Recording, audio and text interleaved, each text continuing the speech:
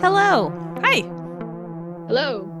Welcome to Hugo Girl, the podcast, where we read Hugo Award-winning novels and sometimes other things, and we're committed in 2023 to reading Hugo Award-winning novels more often than we did in 2022. Yay. So, my name is Lori. Hi, Lori. I'm Amy. I'm Haley. Live on the phone, we have Haley calling in from sunny Florida, right? Yep. Longtime listener, first-time caller. How's the weather, Haley? It was 65 degrees today. Oh, That's inching towards warm. Yep. It I was warm. pretty warm here today. It was like 50. I didn't go outside until I came here. Well, there's still a little crispy snow on the ground. Okay, so today we're discussing The Big Time by Fritz Leiber, which I would say Lieber, but I consistently hear people say Leiber, so I'm going to try to say Leiber. And it won the Hugo in 1958. But before we dive in, I have a few bits of housekeeping. So, first thing I wanted to say is we have received some emails from Juan because Amy brought up the World Science Fiction Society banner yes. that we saw at Worldcon in Chicago. And we were just wondering, like, how old is it? Because it's got definitely a vintage vibe to it. And Juan said, I think he remembered it maybe from the 80s. And then he said that Olav from Hugo Book Club blog found a picture of it from Nikon 3, the 1967 Worldcon. Oh, gosh. And it had the banner in the photo. So that banner is at least 55 years old. So thank you, Juan, God bless. for the history lesson. And Olav for the photo. Okay. And guess what? We have a review. Yay. Guess how many stars it is? Oh, God. I hope it's not 4. It's 5. Okay. I don't know what I would do if we got a 4-star review. Didn't we get one? Not a review, no. Just 4 stars. No. And they, Like, that's we've right. got Because they didn't man up and tell us why. We've got some ratings that I assume are accidents, but all of our actual reviews are 5 stars. So Dandy Don 83 from Great Britain, according to Apple Podcasts, says, engaging, intelligent, and hilarious discussion. Recently discovered this podcast after embarking on my own similar crusade to read through the Hugo winners. The hosts are all smart, engaging, and most of all, incredibly funny. It's a joy to listen in to them talking books. They all seem to enjoy themselves tremendously, and it's really infectious. I've only listened to the episodes for the books that I've read, but I'm now prioritizing the books they've covered that I've not read so I can listen to more. I think you. This is the only time it's good to be infectious. Yes. Thank you very much for the 5-star review. We love it. Makes my day, makes my month. And then Chris on Twitter said, I can't leave a review on Spotify, but I gave you 5 stars, and I'll say here that y'all are funny, thoughtful, and insightful about a ton of books I didn't think about at all when I first read them in middle school. Side-eye at Ringworld. Anecdotally, my friend the New online said that he enjoyed our Neuromancer episode. Oh, great. Unprompted said that. Great. So thanks, friend. Yeah, thanks, everybody. Okay. Any corrections? I don't think so. I think we've been right about everything recently. Yeah, we're right about everything. That's fine. Okay. Year of award, 1958. According to the Hugo Awards website, this is a little bit funny, it won the Hugo for Best Novel or Novelette. I first saw that on Wikipedia, and I was like, Wikipedia, what are you talking about? Now, this is a very brief book. But apparently it won for Best Novel or Novelette. I presume they did that because they wanted it to win and it was short. Also, incidentally, this was one of the years where they don't announce nominees. Yeah. You know? They just sort of give it out to whatever. And I was curious, so I looked up what other books had come out. And Jo Walton, in her brief history of the Hugo Awards, pointed out that Atlas Shrugged, Dandelion Wine both came out that and were eligible. And then Philip Jose Farmer, Heinlein, Philip K. Dick, Arthur C. Clarke, they all had books out that year. So it's kind of crazy. Yeah. Okay. Are we ready for plot summary? No. Just kidding. Yes. Okay. So although this is a short book, it was really challenging to summarize. So I'm going to do my best. Okay. The Big Time takes place at a recuperation station, often just referred to as the place, which is a location that exists outside the cosmos, where soldiers fighting in the Change War can stop in to recover. The Change War is a conflict between two factions called the Spiders and the Snakes, both vying for some unnamed outcome billions of years in the future, which they work toward by employing their soldiers to effectuate small changes throughout all of history, human and extraterrestrial. So this is like everything, everywhere, all the time. Everyone participating in and aware of the Change War are people who have died in their own timeline and then been resurrected to live outside of time and fight either on the side of the snakes or the spiders. So that's the backdrop. The narrator of this story is Greta, a woman who works on the side of the spiders at The Place as an entertainer. Greta and 2 other entertainers, Maud and Lily, provide both physical and psychiatric health care as well as sexual favors for soldiers who stop in for a respite. 3 men also work at the place: Sid, who is nominally the boss, Doc, the drunk doctor, and Bo, who mostly seems to play piano. Maybe he's an male entertainer. Maybe he's assistant manager. I'm not super clear on Bo's job. Assistant manager to the manager. Assistant to the manager. Yeah. 3 male soldiers arrive, and we spend a lot of time getting drunk and chatting to provide some exposition about the Change War. Later, 3 more soldiers arrive: a human woman named KB, a tentacled furry moon person named Illy, and a satyr. These 3 have an atomic bomb in tow, the presence of which detonates Okay. a series of conflicts between the characters who become cut off from the outside world, resulting in a locked room mystery with life or death stakes. Bum, bum, bum. Bum, bum, bum. I like it's like, yes, they do small changes except for when they want to drop an atomic bomb on the Battle of Alexandria. But we'll get into this with general discussion, but the interesting thing about that is that you could do something that would seem really big, but in this universe, even a thing that to us seems really big only creates a teeny tiny change. So it like may not be outcome determinative in the grand shape of billions of years. Whatever the spiders and snakes are Yeah, whatever doing. that is. Yes. Yeah.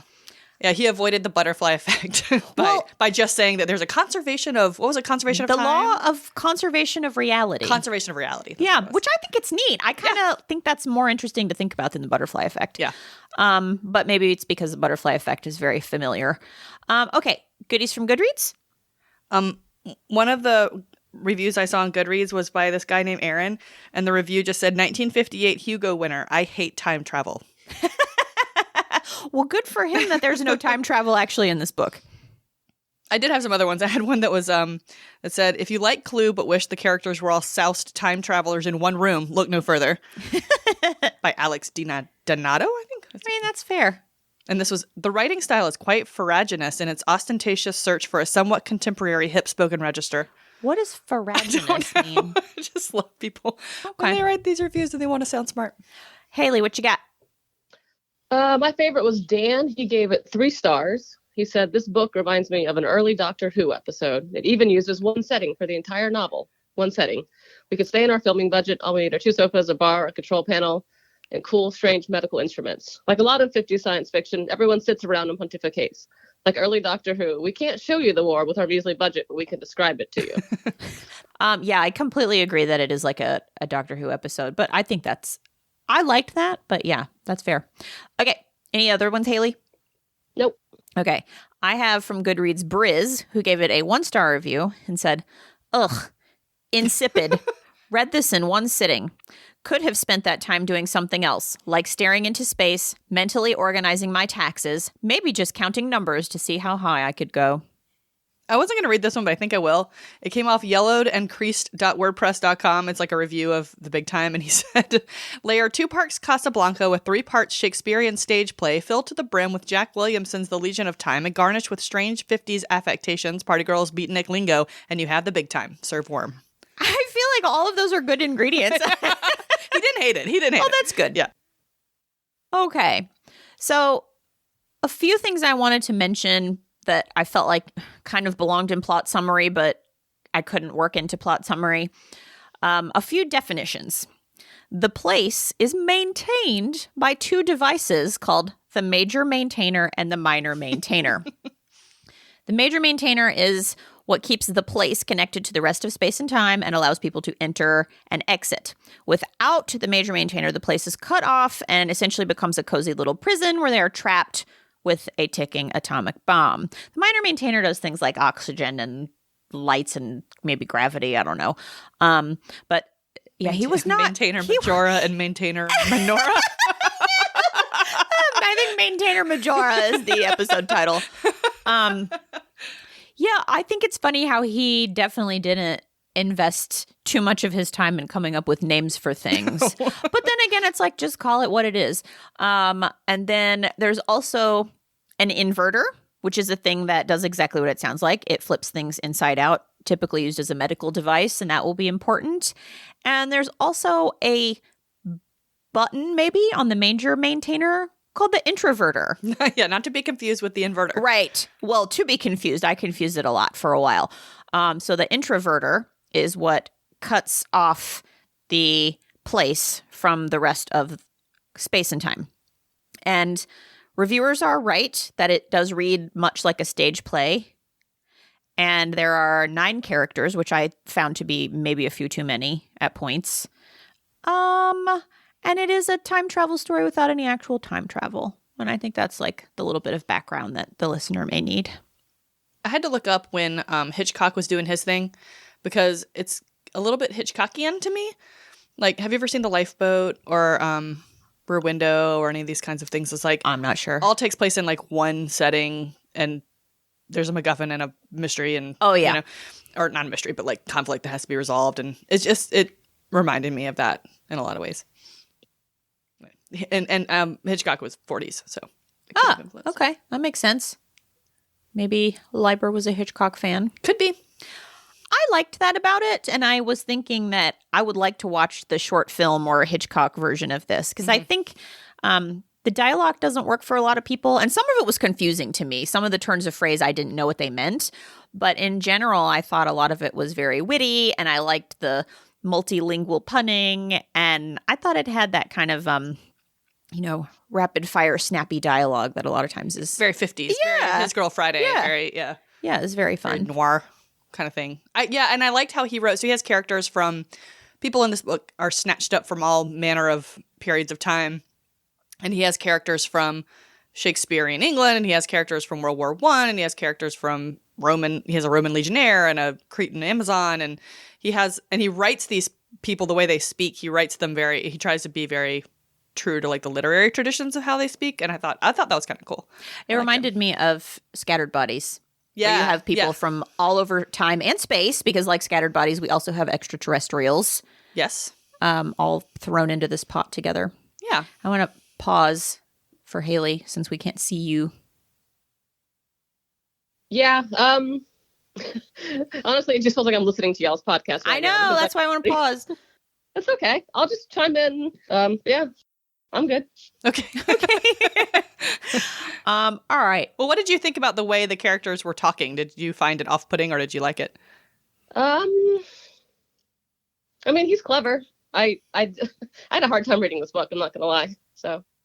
Well, I mean, I think in terms of his writing, I think, Amy, you make a good point about his efforts to stay true to the character. So each character has a very distinctive voice. So this book, for people who haven't read it and might want to, I tweeted a link to where it's free online, and I can't remember what. Gutenberg. Project Gutenberg. Yeah, Gutenberg it's free on Project Gutenberg in a bunch of ebook formats, and then also LibriVox has it free in podcast form. I was only able to find it on Apple Podcasts, but I only looked on Apple and Stitcher, and maybe the LibriVox website would have it. But anyway, I listened to it today because it's really short. It's less than 4 hours to listen to, and the narrator does a really good job of giving each character an accent and a voice, and so it made it even more fun to listen to, and it made me feel even more strongly that I would really enjoy watching it as a play or a little short film or TV show. It makes sense because Fritz was a actor and his dad was a Shakespearean actor. Oh, and, I didn't know that. And he wrote plays and he wrote it makes a lot of sense that it would read like a play because that's the world he came from. And I think he does a really good job of being consistent with each character's voice. Yeah, you could probably argue about whether or not these people are actually characterized or if they remain sort of two-dimensional. Yeah. But to the degree he characterizes them, yeah, he is consistent with it, I think. But I don't think the characterization of the people is really the point. So I don't know if it matters. Right. Yeah. So I read a really neat intro that he wrote in 1982. Did you find that? No. So it was on the same website, sciencefiction.loa.org. Same website as the Neil Gaiman review that we'll get to at some point. I knew that was what it was. But I'm glad I read that awful review. I am too. Listen, I'm willing to get canceled over this. I don't like the man. I don't like him.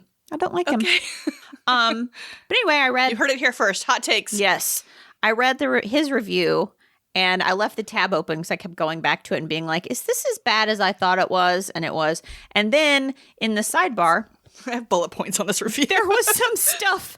There were some other links, and one of them was Fritz's own intro, and it was published in 1982, obviously during republication.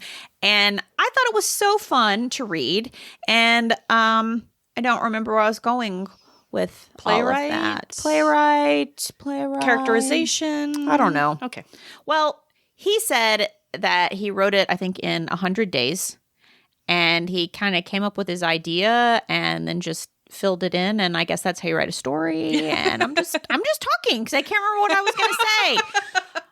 Anyway, I thought it was fun and interesting to get some insights on his process. And there are other stories as well. There are other stories in this universe. And they go on from the place. The same cast of characters later become performers. So they go from place to place and they perform plays. Oh, it's like Station 11. It's like Station 11. So I thought that was a lot of fun. So we'll link that in the show notes because I thought it was interesting to read. Amy, what do you think about something? You know what? I was just thinking about how he wrote the name Miss Polyandry in this book. I loved it. And it's the best drag name that was ever invented. I love every pun in this book. Some people don't like it. Some people are like, boo, puns. I don't know. Punning in more than one language is, first of all, hard. It's great. And Miss Polyandry. Miss Polyandry. So funny. I laughed out loud. Okay. Maybe we should talk about how this is a time travel story without any actual time travel. I love a lot of reviews you read for this book, or a lot of synopses or whatever, make the point that this book is about a war that covers and touches all of time and space, and the action takes place in one little room, which is kind of funny. Yeah. I mean, the sheer audacity. Think that's absolutely on purpose. And I mean, I like a locked room mystery. Me too. And I think I like Greta, the narrator. And I like how she is ultimately the unsung hero. She saves them all from getting blown up, she's basically. anti-sung.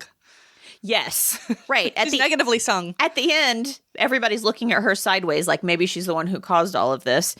Even when the person who did cause it confesses, but she does it so casually that everyone's like, she's like, oh, I don't know. Did it, I guess. I don't know if you could pull that off. And so they're all suspicious of Greta.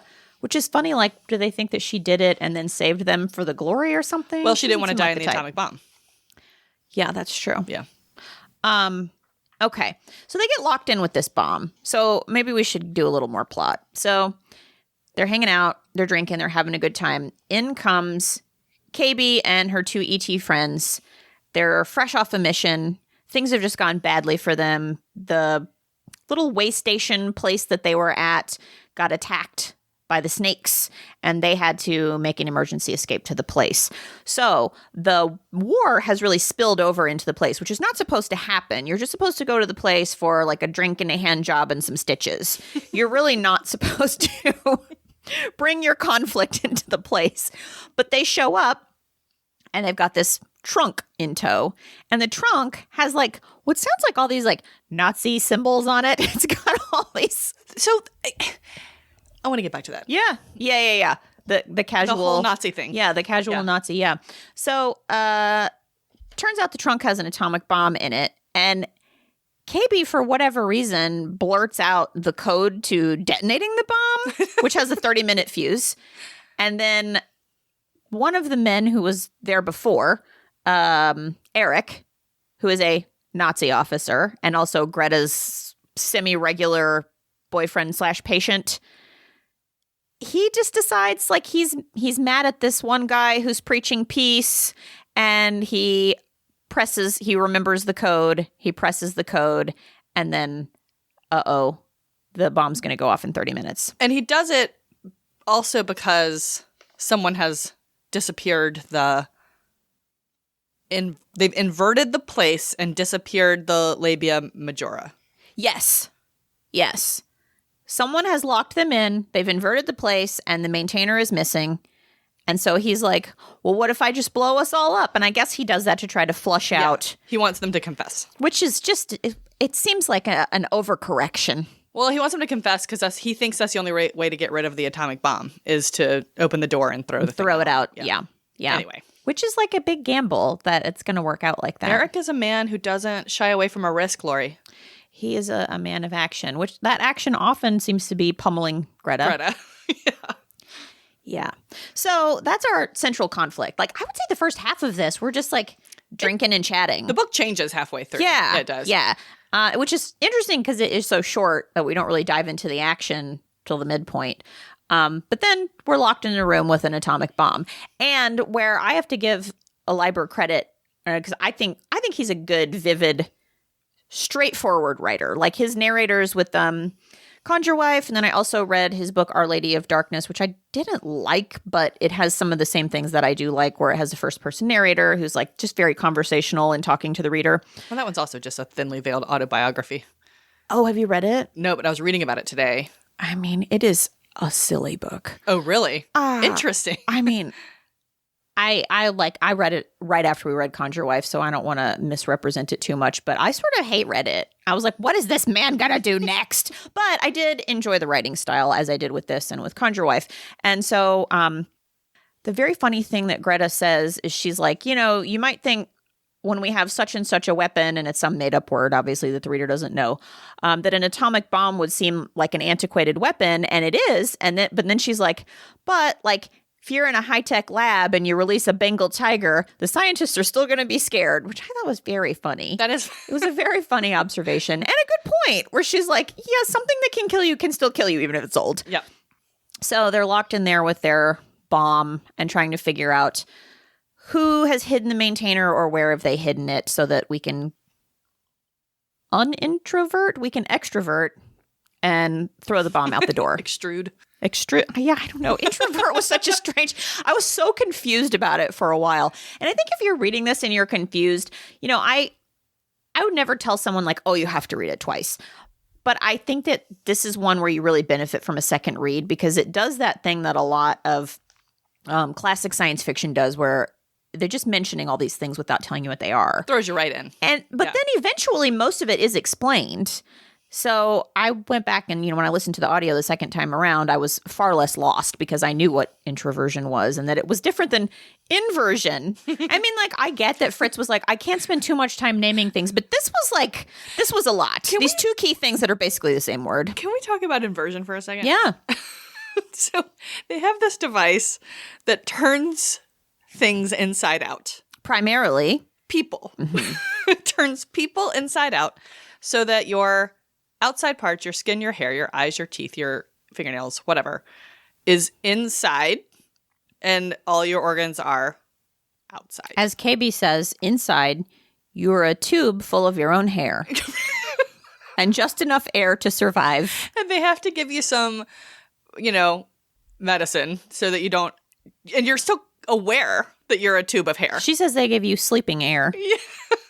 And if they don't give you the sleeping air within like 10 breaths or something, you'll go insane because you're a tube of hair.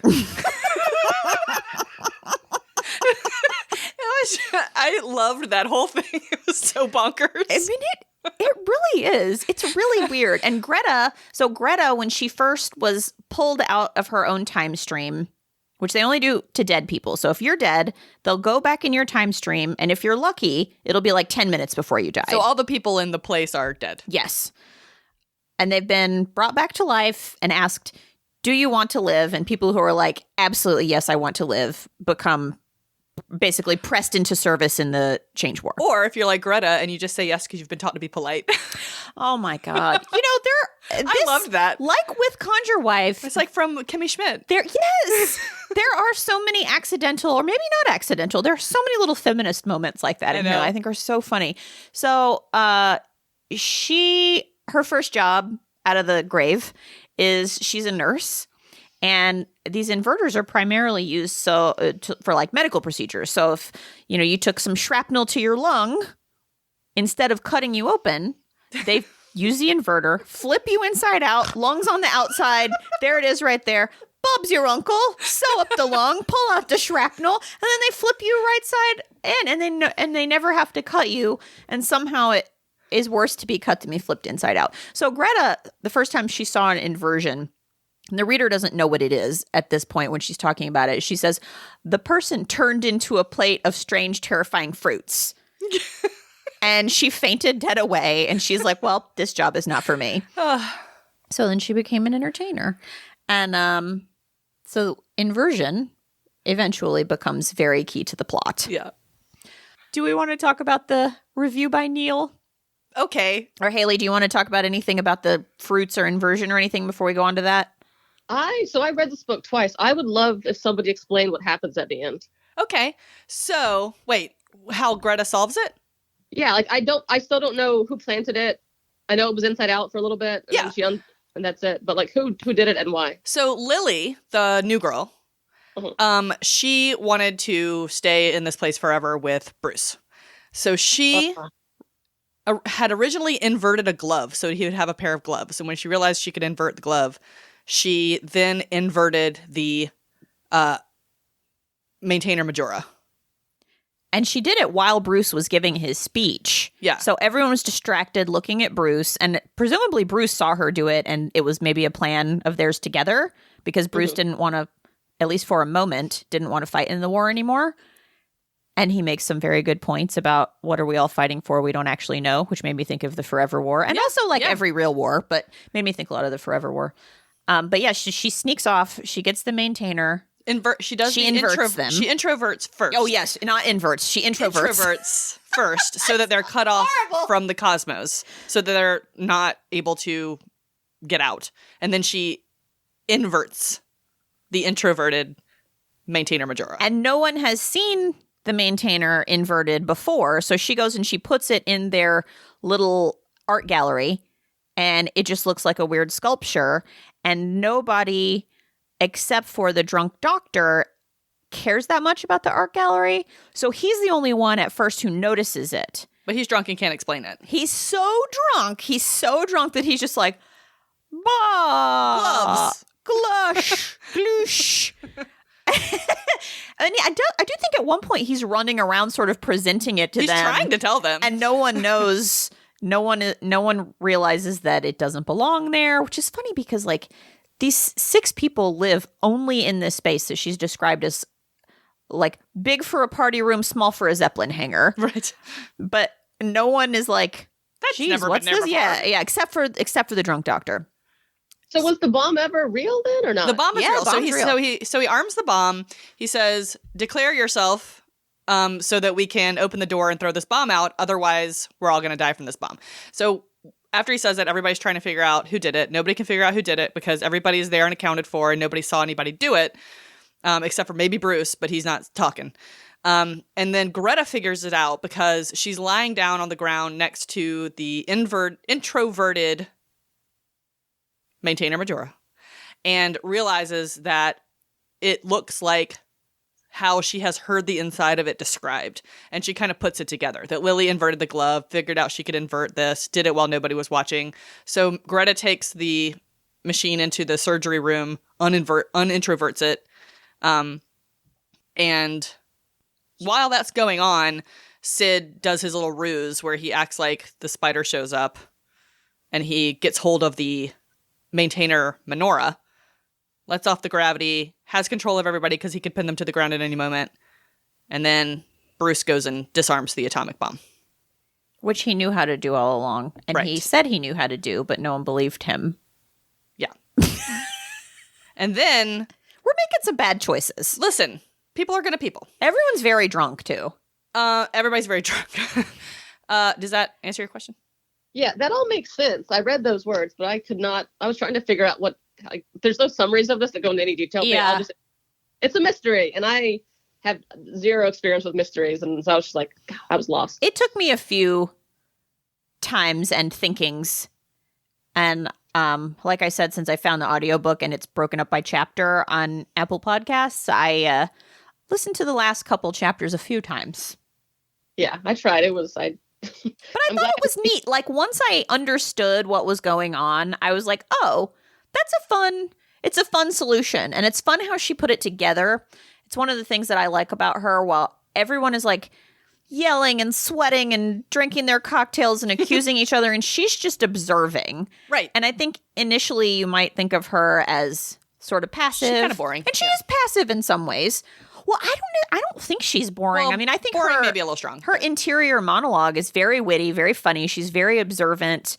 I like the way she thinks about things to herself. She doesn't seem to take part very much. Right, yeah. And that's how she ends up solving the mystery. Yep. And I think it's cool the way he did it because one review I read put it as he plays fair with the reader. So everything that Greta uses to solve it, you've seen. Like yes. you have seen all of these things. Like nothing is a surprise. Nothing comes out of nowhere. She doesn't like mind castle anything weird.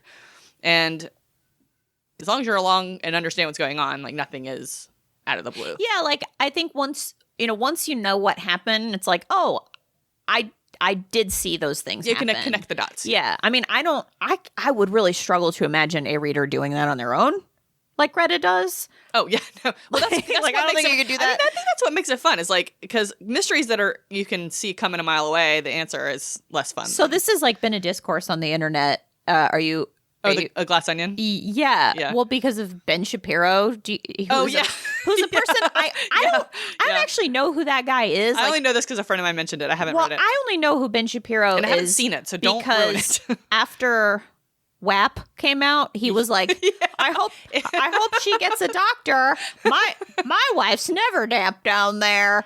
And it's like, well, sir, you need to change your name and move. Like, this guy just keeps telling on himself. Anyway, that's the only reason I even know who he is. Like, I don't know if he has like a proper job or if he's just a mean person on the internet or what, but Two things can be true. Right. So anyway, then recently he tweeted complaining about how Glass Onion is deliberate deception, and it's like, it's a mystery, sir. Yeah, it is. And like fiction books are lies. Just filled with lies. Anyway, so like I was thinking a little bit about that when I was thinking about the book today. And how like it's can be fun to not know what's going on. It's okay. It's okay. But this was definitely, I don't think you could follow it while you were reading it. But then like once you know what happened, you're right, Amy, that all of the information was there. It was. Sometimes it was very opaque, but it was there. Yeah. I mean, there's a lot of like, it goes sideways in a lot of ways. I mean, there was a strange foray into, there's a strange foray into talking about how war is evolution. And then there was a strange foray into talking about how they're all going to stay in this one little spot and women can now get pregnant. And Maud's knitting a sweater, so maybe she's pregnant. I couldn't really tell. I thought, so, okay. It was so when they get introverted, so they're Yes. locked away. They are not a hair tube. They are locked away from the cosmos. There are people who are locked away. And they're like, well, how can we survive like this? And Lily, because she's freshly in love, Right. is like dreaming of being able to have children. Well, like they're dead, so I guess they're not fertile when you're dead, which makes sense. And so she's envisioning this future where maybe we can have kids. And like Greta a little bit goes down that path in her head. And but it's funny because she also thinks to herself that she's like never really very into the idea of having kids in the first place. But she's thinking about it too. And she's like, what if we could just have like regular human lives? And everyone's sort of fantasizing about that a little bit, which sends some of the men into an absolute panic. Yes. The Nazi. Yes, in particular, the Nazi.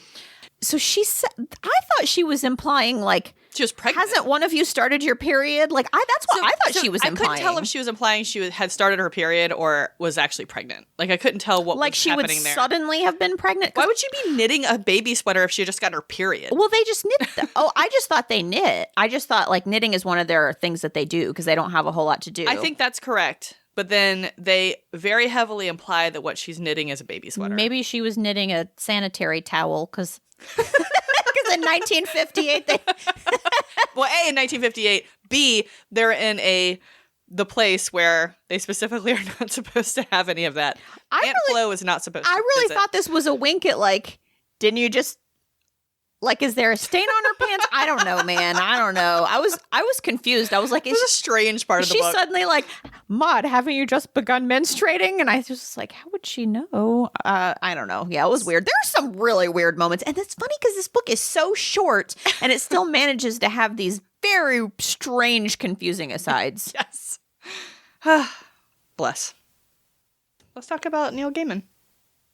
Haley, did you read this Neil review? I did. I didn't see what was horrible about it. Okay. Can I start? Yeah. So Neil Gaiman wrote a review of this book, and in general, I think he seems like a nice man. I've liked a lot of his books, but as we talked about with American Gods, as an older adult woman, I definitely noticed like there's some problematic portrayals of women. There's some problematic attraction between a man in his like late 30s and a girl who's like 18. There's some stuff in there that doesn't feel so great. And so I like have a little bit of a side eye for him. And then I read this review, which is 4/5 plot summary. And then the very last paragraph is like, and it's a really good inventive story and you should read it. So it's mostly just plot summary. But the thing where I got so mad at him is that he refers to Greta and the other two entertainers as whores. And do they perform sexual favors? Absolutely. But like Leiber didn't even call them whores. he just needed to call them that for some reason. I know. It made me so angry. I'm like, this book in 1958, first of all, it gives them a name. They're called entertainers. And if you want to define that, you can define it. But he says that they are as much nurses as they are whores.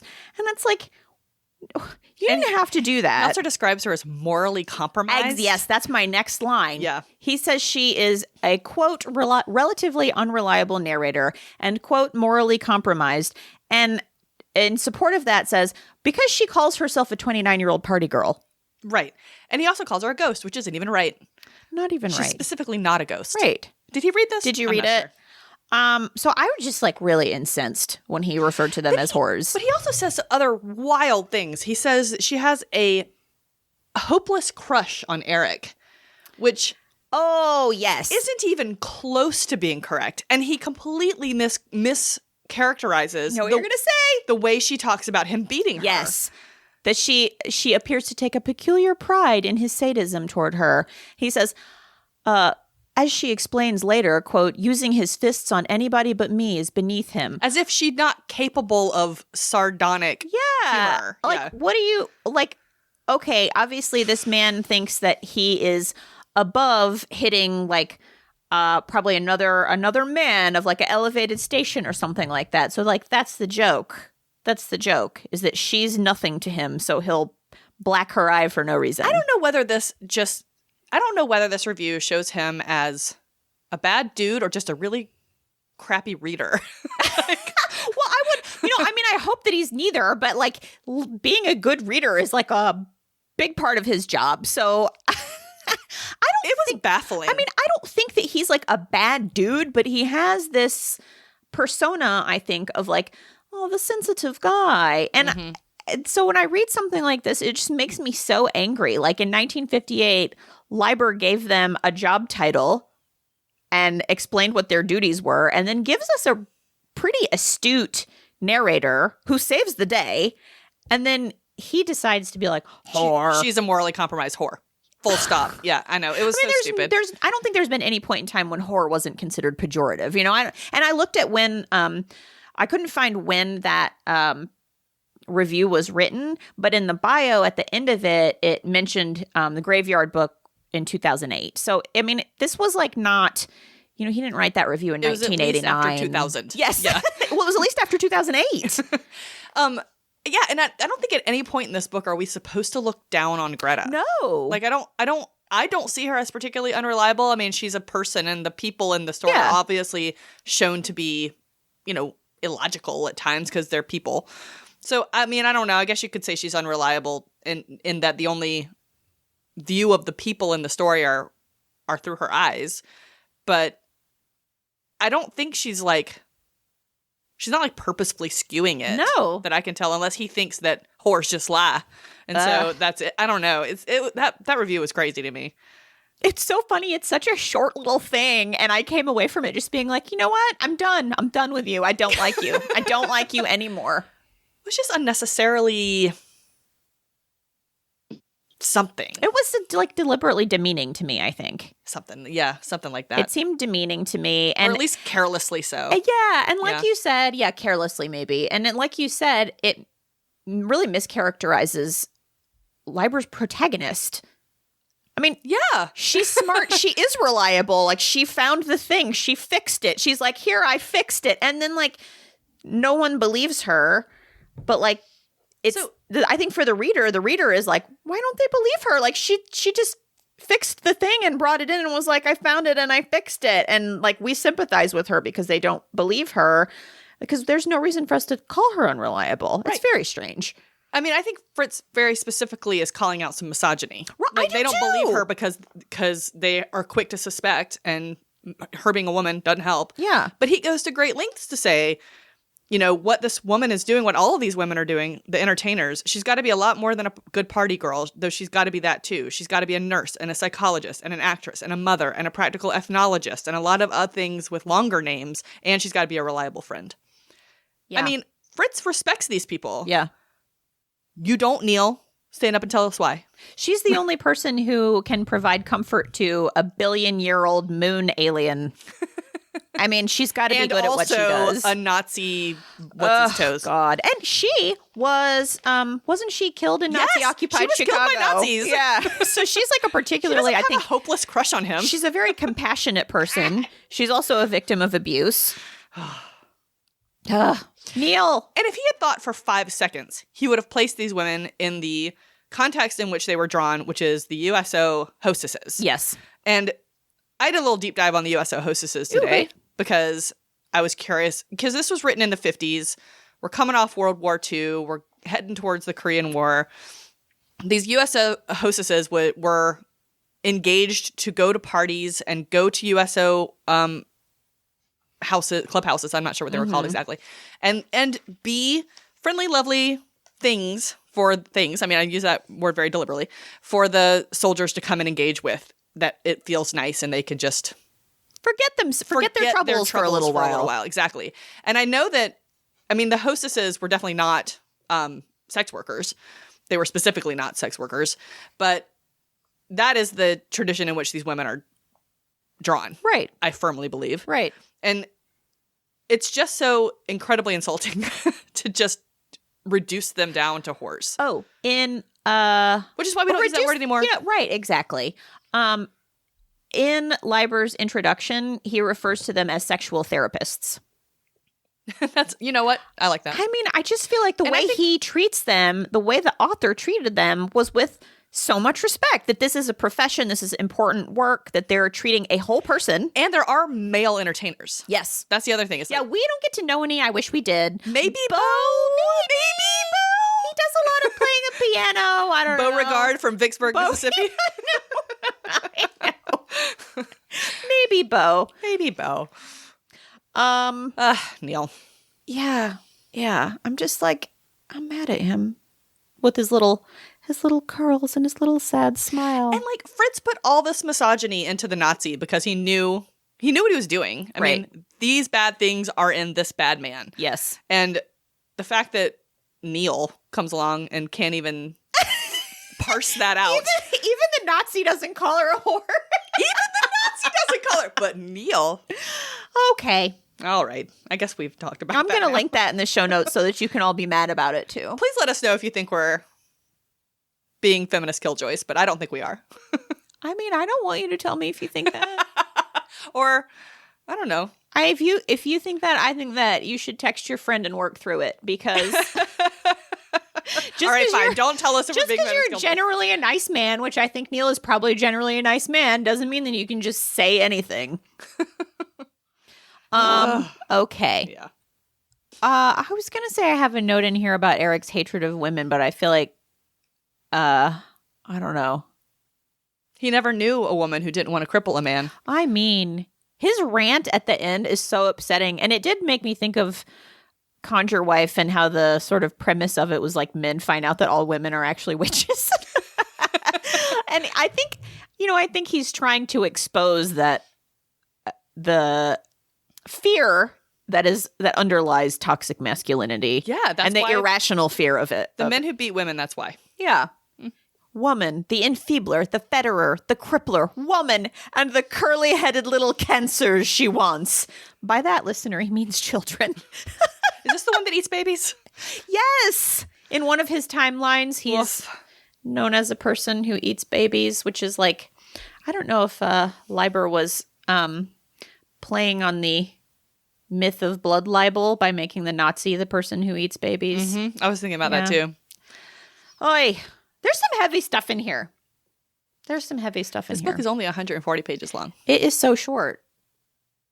Okay. That's all I have for general discussion. How about you guys? This book reminds me of the Hugo Award-winning novella, This Is How You Lose the Time War. Oh, yeah. By Amal El-Motar and Max Gladstone. But I think that book does it. You actually see them in battle or like the remains of a battle, I guess. But I like the idea of actually having time travel in it. Yeah, Haley, I meant to mention that as one of the books that this also made me think of. There's several things that I think build off of this and maybe do things a little better. It also reminds me of, I think the movie was called Millennium, where basically this future, I don't know, this separate people they were stealing people from Earth as they were about to die on the way in a plane crash and then using them. So like they wouldn't be affecting people's lives or like lifelines, but kind of remind me of that too. Yeah. So. Anna Lee Newitz also used the idea of traveling back in time and changing parts of the past to achieve a goal in the future in their book, The Future of Another Timeline. And that was specifically about abortion rights, but they use that idea in that book, and it's to great effect. Like you see what the activists are doing and how they go back in time and affect things. So you get to see the time travel in that one too. Oh, neat. I do like the premise, which I said before, so I'll just say it a second time. I like the idea that time is such a huge thing that all these things that we do just make these little bitty nudges. I think that's really neat. And I haven't seen time travel posed in that way before. Like, for example, with Doctor Who, they talk about, well, you can't do this and that, be like a fixed, they call it a fixed point in time. Mm-hmm. And there's some of that in here where like, you can't just go get some like famous man and move him somewhere else because like it just doesn't work that way. But that in general, these things just create the tiniest little after effects because the snakes and the spiders are playing some long game that is incomprehensible to their soldiers. We're just like little blips in time, and you have these people who live literally billions of years apart, and I would love to know what the end goal is. And Illy, at the end, maybe tries to tell us a little bit, and it's something to do with evolution, and I'll tell you, I didn't understand the first thing about it. But good old Greta seemed to find it comforting, so I was glad for that. I was mad at Illy, though, by then. Can we talk about Illy? He was my favorite. I like that he calls himself Papa in the third person. Like kind of like a pervert octopus. And he goes, Papa Spank. Just like sometimes they'll be having a dialogue and then the paragraph will end or the section will end with like, and then he was just over there being an octopus. Like it was just weird. I did like it. It got a little Mary Sue there at the end because Greta could suddenly understand what he was writing in the palm of her hand, even though she had never heard him. Like she'd never understood what he had to say before. Well, it was because he was doing it in English, though. But he wasn't saying anything. He was just... No, but he wears a thing that she can like hand talk into. And I didn't exactly understand it, but he was not speaking Lunan. He was using a Lunan method to speak English to her. So I think that's why it worked. I mean, I'm not totally mad at it. It was just awfully convenient. I think it's neat that in her role, she has to know about different species. That is true. So she can provide care, communication. And she even thinks to herself, like through his, like what are his biometrics? She knows how much he weighs. She knows what gravity he prefers. He doesn't like to be grabbed. I thought, this lady really knows her stuff. Smart cookie. Yeah. Okay, so I found my favorite Illy quote. Okay. So, Illy whipped 3 tentacles around me. This is Greta speaking, gentle-like, and squeaked, Easy now, Greta girl. Don't you be doing it too. Hold still or Papa spank.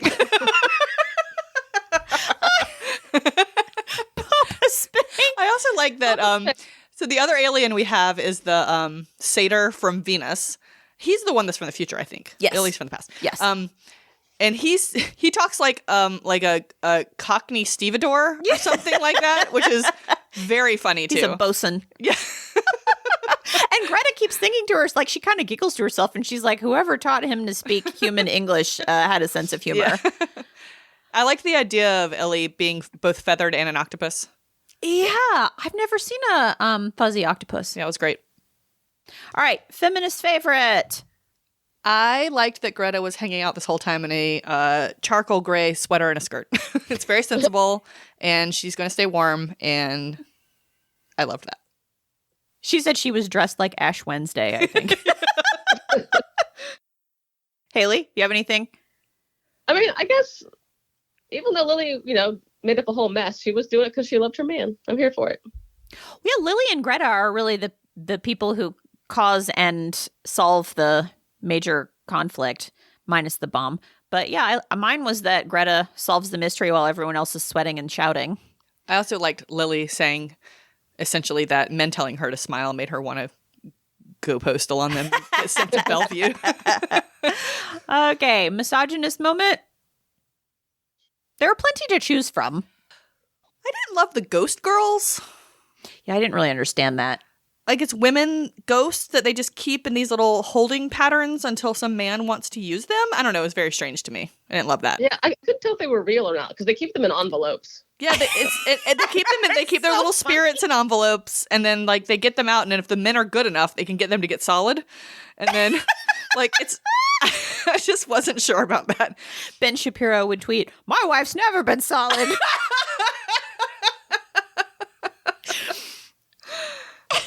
Okay, mine was Neil's review. Oh my gosh. Oh. Haley, do you have anything separate? Trying to decide.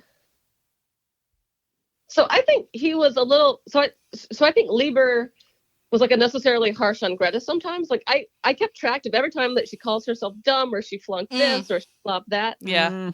And actually, I had a different experience with Greta entirely. Like every couple of pages, I would remember that she wasn't a man. Like the prose and the way she talked to me sounded so masculine that like I couldn't picture Greta as a woman.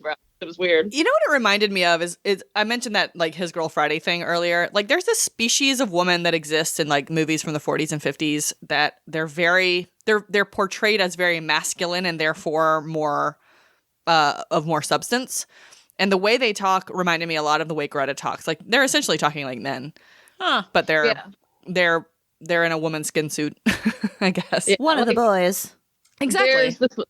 Early on, like on page 20, I highlighted because this just did not sound like a woman would ever say this sentence. And so it starts with, right now, Eric's witty lecture was bouncing off the big ears I hide under my page boy bob. That's so funny. I felt like she rang very true. Like to me, I thought she was like, there he goes blabbing again. And like, she probably does. If she has big ears, she probably has been trained to hide them under her bob. Like, I don't know. I just think she felt, I did not get a masculine vibe from her. I hid my big ears under a bob for a long time. I mean, we do things like that. I think that maybe it's that he's just not entirely successful with what he's trying to do with her, and he is a man, so like when he's trying to write a woman, he's not going to be entirely successful. I was with you to a degree too. Yeah, I thought she sounded she was definitely being portrayed as masculine, and like Lily was definitely being portrayed as feminine. Which it was just the way he talked about her was a little inconsistent too, because like sometimes like she did have the voice, but then sometimes it was like this clunky dialogue that I was like, no, she wouldn't say that, or I don't know, I couldn't tell. But obviously, she and Lori, I didn't read it that way until you described it. So interesting. Yeah. No, I think I definitely see what you're saying for sure. Okay, anybody got any boobs? I found no boobs. There was the only thing I noted was there was a wasp waist, and everybody looks like teenagers, even the 50-year-old woman. I have boob adjacent. I'm trying to find it. Okay, so he's describing, I forget who, but he goes, Not so much like a flapper, though she looked like that all right, as like a little girl, except the neckline was scooped low enough to show she wasn't. Yeah, that's true. That was in there. Neckline scooped low enough to show you she a woman. Well, that was Greta. Kind of gross. No, that was Greta did say that. That's right. Yeah, Greta see? was talking about her like straight cut. Greta has a flapper male dress. gaze. That's right. I don't know. I just feel like that's what flapper dresses are, cut very straight, and on me they look dumb because my body is not cut very straight. So I look like a person in an unfortunately ill-fitting dress. You have to weigh a pound. So I understand that description of like the very straight cut dress, but it's like I was sort of relieved when Greta was like, but she doesn't look like a little girl because you can tell she's got breasts. So for me, I was like, oh, good. Something about this dress is like letting everybody know she's an adult woman. All right. Fantastical food. There's a lot of cocktails. Yeah, at one point KB breaks out some olives and bread. That's pretty cool. So I laughed when Maud brings out a, quote, tray of hearty snacks, and then Greta says that Maud, quote, whips up a mean hors d'oeuvre. But we don't know what any of it is. Not too long after that, Greta says she wants a hot dog, and Sid says he wants a venison pasty. Which I guess by which we would assume are not on the hors d'oeuvre platter. Right, I figured they were not available. Yeah. When she said the hot dog thing, I can only picture Jennifer Coolidge. I want a hot dog. Well, I appreciated that she wanted a hot dog since she was from Chicago. Oh, yeah. Okay. Soap stuff, anybody? There's a love triangle, but nothing happens, really. The Bruce Bo Lily triangle. I feel like Bo was not very in that. Like, it's nominally. Yeah. I didn't really see Bo caring too much. I think like Greta was like, does he care? And he's like, New people show up and they're people we already know and we have a history with, which I think happens like in soap operas. People will show up and it'll be like a long lost family member. Well, I feel like the people showing up that we know was on purpose because I think they go to the. But they didn't know those were going to be the people they were picking up. They were just expecting 3 hussars or whatever it was. Oh, you mean when KB and the 2 aliens got the emergency pickup? Nope, when they picked up Eric, Mark, and Bruce. Oh, but I thought that they also knew KB. But yeah, I thought. Dilly. I mean, I thought you would go to the recuperation station where your girlfriend is, like. Oh, that's true. Okay, skip that one. Yeah, I mean, I think for the second round of people, they were just like a distress call. Everyone's back from the dead. I think if everyone's back from the dead. No, so mine was that Lily's poet, who she had loved from afar during life, then showed up, and nobody knew him. He was new.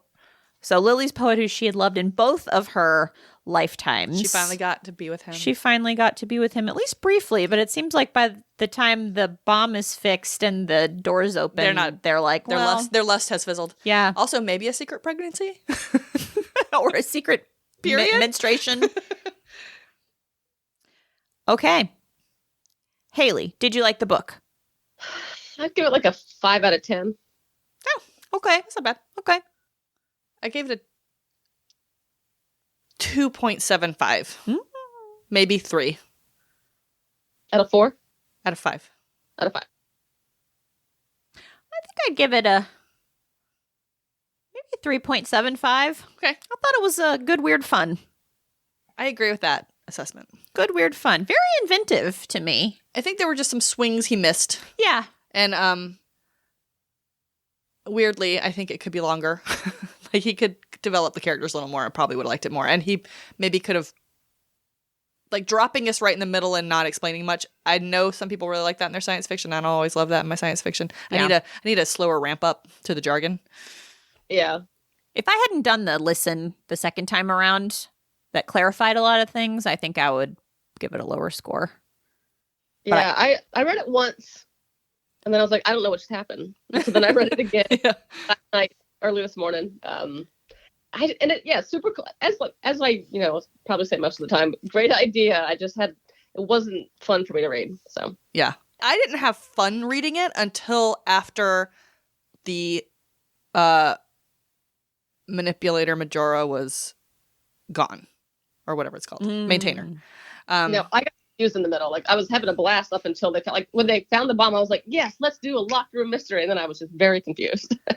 Yeah, that's interesting. I had a better time second half than first half. Sounds like you had better time first half than second half. It's definitely confusing. And I think it might work better as a play. Yeah. Because then you I would think it have definitely like would. some little stage direction You can and stuff see like what's that. going on. Yeah. It would help immensely. And reading it and listening to it, I kept kind of picturing in my head like beautiful people on a black and white screen. Yeah. You know, with their little witty retorts back and forth. And I just think it would really work well. But yeah, I thought it was good and weird, and I enjoyed all the things that it made me think of. I like reading something that is, you know, this many decades in the past and being like, oh, we read this, and that obviously is a callback to this. And you know, there were so many things that this made me think of, so that was fun. And Fritz is a smart cookie. He knew what he was doing. Yeah. So, I mean, I never felt like I was in bad hands. So, it's got that going for it. Yeah. I think, like Conjure Wife, the ending is just sort of like, say a thing. Because I really liked Conjure Wife. And then at the end, I was like, oh, okay. So same kind of deal with Illy being like, we're actually just evolving. It isn't a war at all. Oh. Okay. Okay. Can we leave? Okay. Star Wars or Lord of the Rings? I said Star Wars. It's a war. It's a war. There are people from other planets. They're in the stars. Also, Star Wars does love a one room, lots of people doing a thing moment. It like, does. Trash compactor. How are they going to get out of that? You know, that kind of thing. Haley, why is it Lord of the Rings? It is Lord of the Rings. And I did some research today. So this is, okay, because it's just like one spot and people come and go and they get their stuff. It's like an inn, right? It's like Okay. a bed and breakfast. So I did I read an entire fucking Wikipedia page for you guys about Hobbit inns. All right. Did you do that for us or did you do that for you? I did this for you guys to make an argument for a segment of our podcast. That's for you. The Shire might have more eating and drinking. Sorry, this is funny. The Shire might have more eating and drinking establishments per capita than any other region of Middle Earth. Most have few, if any, rooms to accommodate big folk, and the B and the F are capitalized.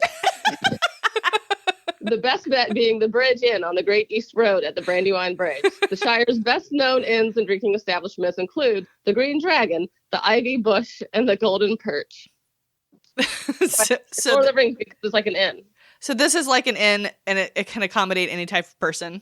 Yeah. Yeah. Okay. It is a motley crew of friends trying to throw a dangerous thing out into the void. That's true, Lori. It is. They both have like a slightly weird, oppressive fantasy feel. You know, Leiber did refer to this as space fantasy at one point in his intro, I think. Well, that's Star Wars. Well, that's true. I was saying that in support of Lord of the Rings, but... Okay, so the Shakespeare guy just reminded me of like a nerdy Hobbit guy talking with an accent.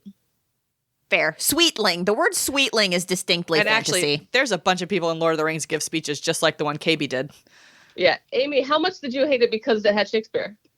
I actually thought what he did with that character was pretty funny, so I didn't hate it. I'm okay. I just noticed so many of the minor oaths, like yeah, God's wounds. My favorite is apostrophe S blood. It's short for God's blood, but it's like splud. Splud.